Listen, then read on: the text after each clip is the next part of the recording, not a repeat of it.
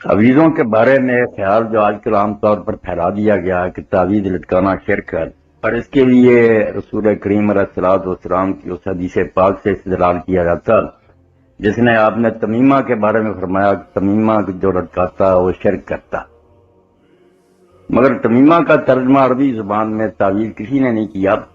عربی لغت میں سے سب سے بڑی لغت جو ہے لسان العرب، اس میں ابن منظور لکھتے ہیں کہ جو لکھے ہوئے تعویذ کو تمیمہ کہتے ہیں وہ زبان عرب سے بالکل جاہل اور ان پڑھ،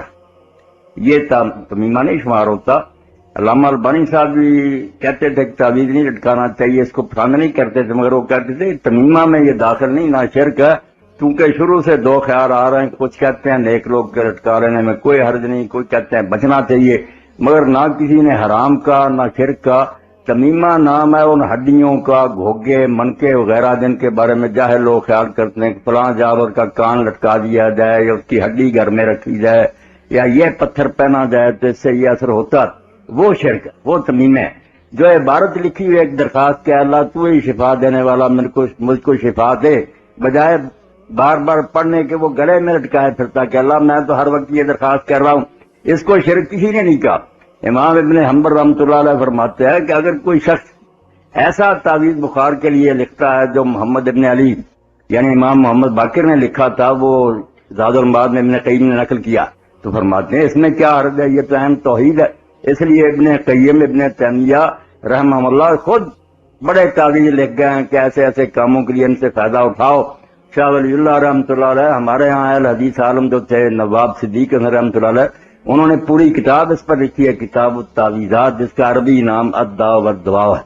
حافظ محمد لکھوی رحمۃ اللہ علیہ نے بھی اپنی کتاب زینت الاسلام کے آخر میں مجرب تعویذ جو ہے لکھے ہیں۔ صرف عبارت جو ہے اس میں کوئی شرک یا ایسی عبارت جس کا معنی ہی نہیں سمجھ میں آتا، ایسی نہیں ہونی چاہیے۔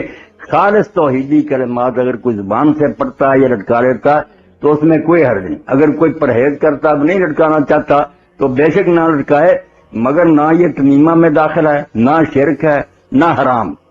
جزاکم اللہ۔ اس کے ساتھ ساتھ ان کے سوال کا دوسرا حصہ تھا کہ جنوں کی حقیقت اور ہماری عملی زندگی میں ان کا کیا کردار ہے۔ جنوں کے بارے میں اس دور میں کچھ شوشے لوگوں نے چھوڑے ہیں کہ جن کوئی الگ مخلوق نہیں ہے، انسانوں میں سے جو لوگ جنگلوں میں رہتے تھے یا غیر مذہب سے ان کو جن کہا گیا، مگر یہ سب باتیں قرآن مجید کے ساتھ استعداد ٹھٹھا ہے۔ قرآن مجید نے جس طرح جنوں کا ذکر کیا اس سے صاف ظاہر ہوتا کہ جس طرح انسان ایک مخلوق ہے بنی آدم، اسی طرح فرشتے ہیں الگ ایک نوع، جنات بھی الگ نوع ہیں جو آدم علیہ السلام سے بھی پہلے سے چلے آ رہے ہیں، اور اللہ تعالیٰ کہتے ہیں کہ اس طرح انسان کی تخلیق مٹی سے ہوئی ہے، ان کی آگ سے ہوئی، اور جو حالات ان کے بیان ہوئے کہ وہ آسمان کے قریب جا کر بیٹھ کے خبریں سنیں، اس سے صاف پتہ چلتا ہے کہ وہ کوئی غیر مرئی عجیب قسم کی مخلوق ہے۔ اس کا انکار نہیں کرنا چاہیے، اور نہ اس میں کوئی استحالہ۔ کون سی انہونی بات اگر جراثیم لوگ مانتے ہیں جو یہ نہیں دیکھتے، ڈاکٹر حضرات دیکھتے ہیں مگر ان کے کہنے پر مانتے ہیں، تو جب انبیاء علیہ السلام یہ کہتے ہیں کہ ایک مخلوق ہے جس کے یہ اوصاف ہیں تو انہیں کیا دشواری ہے اس کے معنی میں؟ صرف ایمان میں کمی ہے۔ تو ہمیں یقین رکھنا چاہیے کہ واقعی جنات ایک الگ مخلوق ہے، وہ ہم سے جدا ہیں، آگ سے پیدا ہوئے ہیں، حساب ان کا بھی ہے ہماری طرح، جنت دوزخ ان کے لیے بھی ہماری طرح ہی وہ بھی شریعت کے پابند ہیں۔ ہماری عملی زندگی میں ان کا جو دخل ہے کہ وہ انسان کو چمٹ جاتے ہیں۔ بعض لوگوں نے اس کا بھی انکار کیا، اور قرآن مجید کی جو صاف آیت تھی کہ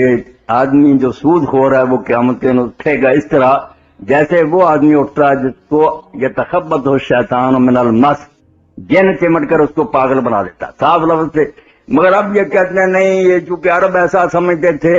اللہ نے ان کے خیال کو سامنے رکھ کر کہہ دیا کہ وہ دیوانے کو کہتے ہیں جس کو جم، نہیں، یہ بات غلط ہے۔ اگر عربوں کا یہ خیال غلط تھا تو اللہ تعالیٰ نے جیسے دوسرے حرام کی تردید کی ہے، اس وہم کی بھی تردید کرتا کہ یہ ان کا خیال غلط ہے، آدمی خبتی جنوں کے چمٹنے سے نہیں ہوتا۔ اس لیے قرآن کے یہ الفاظ صاف گواہ ہیں کہ جن جو ہے انسان کو چمٹ جاتا ہے، اسی طرح جیسے جراثیم سے بیماریاں پیدا ہو جاتی ہیں، یہ بات ہی ماننی چاہیے، اور اس کو نکالنے کے لیے بھی نیک لوگوں نے عمل لکھے ہیں، اور اللہ کے فضل سے ان کے جو عمل ہیں وہ جب عمل کرتے ہیں تو ان کا اثر ظاہر بھی ہو جاتا ہے۔ خود ابن تیمیہ رحمۃ اللہ علیہ جو ہے وہ تو ایسا ہی کہتے تھے کہ جا کر صرف اس سے کہہ دو کہ ابن تیمیہ کہتا چلا جا۔ وہ اتنے بڑے موحد تھے، اللہ پر ایسا توکل اور بھروسہ تھا کہ ان کے اس کہنے سے جن جو تھا دفع ہو جاتا۔